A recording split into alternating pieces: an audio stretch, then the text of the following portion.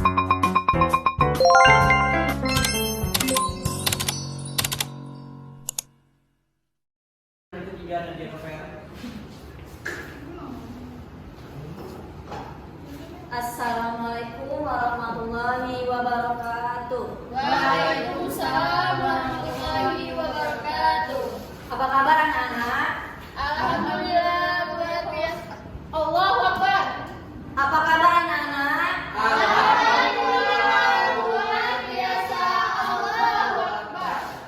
Baik, sebelum kita memulai pembelajaran, siapa ketua kelasnya? Saya, Bu. Silakan dipimpin doanya. Bismillahirrahmanirrahim. Bersiap, berdoa, mulai. Bismillahirrahmanirrahim.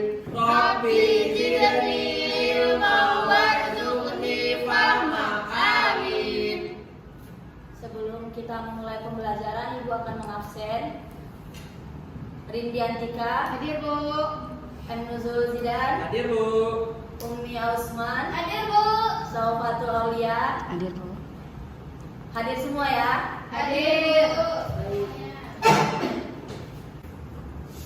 Akhlak terpuji disebut juga dengan akhlakul karimah atau akhlakul mahmudah, yaitu sikap dan tingkah laku yang mulia atau terpuji terhadap Allah, sesama manusia dan lingkungannya. Jadi akhlak terpuji itu akhlak atau akhlak, sikap dan tingkah laku yang mulia terhadap Allah, terhadap manusia dan lingkungannya. Selanjutnya, di sini yang pertama ada ikhtiar.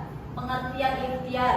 Ikhtiar secara bahasa berasal dari bahasa Arab al-ikhtiaru yang artinya memilih. Dan secara istilah, ikhtiar adalah usaha sungguh-sungguh seorang hamba untuk memperoleh apa yang dikehendakinya. Jadi, ikhtiar ini secara bahasa artinya memilih, dan secara istilah usaha sungguh-sungguh seorang manusia. Bagaimana usaha kita untuk memperoleh apa yang kita kehendaki atau yang kita inginkan.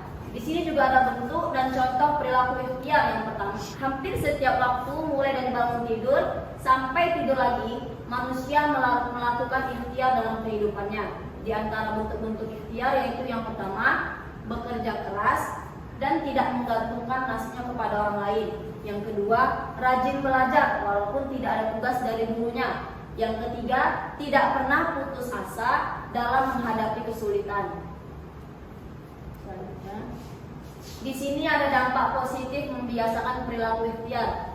Apabila kita membiasakan perilaku ikhtiar, ada dampak positifnya buat kita. Yang pertama, menumbuhkan harapan baru dalam hidup, karena setiap dari satu usaha dapat menumbuhkan sejuta harapan, dan dengan banyak berusaha maka semakin banyak harapan yang kita peroleh. Lalu yang kedua, menumbuhkan rasa percaya diri dengan apa yang telah diberikan Allah Subhanahu wa taala pada diri kita. Yang ketiga, memiliki keyakinan bahwa Allah akan menolong hambanya yang mau berusaha. Selanjutnya, yang kedua ada tawakal.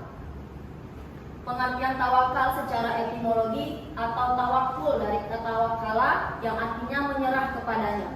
Dan secara terminologi, tawakal adalah menyerahkan segala urusan kepada Allah setelah berbuat semaksimal mungkin untuk mendapatkan sesuatu yang diharapkan. Jadi, tawakal itu menyerahkan segala urusan kita.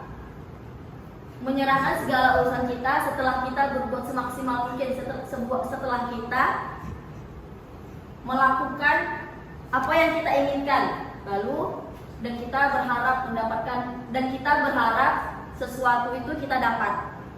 Lalu selanjutnya, contoh perilaku tawakal. Di sini ada beberapa contoh perilaku tawakal yang kita terapkan dalam kehidupan sehari-hari. Yang pertama, selalu bersyukur jika mendapatkan nikmat dari Allah dan bersabar apabila dapat musibah. Jadi yang pertama, apabila kita mendapatkan nikmat dari Allah, yang pertama harus bersyukur. Yang kedua, menyerahkan segala sesuatu hal terhadap Allah Subhanahu wa taala setelah kita berusaha keras. Jadi, setelah kita berusaha, setelah kita bersungguh-sungguh, kita serahkan semua terhadap Allah apapun itu hasilnya. Lalu yang ketiga, selalu berprasangka baik terhadap Allah atas kejadian apa yang kita terima. Jadi walaupun kita menerima musibah, kita menerima sesuatu yang baik, kita harus berprasangka baik kepada Allah. Lalu hikmah memiliki sifat tawakal. Yang pertama, giat dan bersemangat dalam bekerja. Yang kedua, senantiasa berserah diri kepada Allah Subhanahu wa taala dan selalu berdoa. Dan yang ketiga, terhindar dari sifat sombong. Karena keberhasilan itu bukan semata-mata hasil pekerjaan seseorang, tetapi atas kehendak Allah. Selanjutnya. Lalu yang ketiga ada sabar. Sabar menurut bahasa adalah menahan diri dari keluh kesah, dan menurut istilah, sabar ialah menahan diri dari sifat kegundahan dan rasa emosi. Kemudian menahan lisan dari keluh kesah serta menahan anggota tubuh dari perbuatan yang tidak terarah. Selanjutnya, di sini ada bentuk dan ciri-ciri perilaku sabar. Yang pertama, memiliki emosi yang stabil.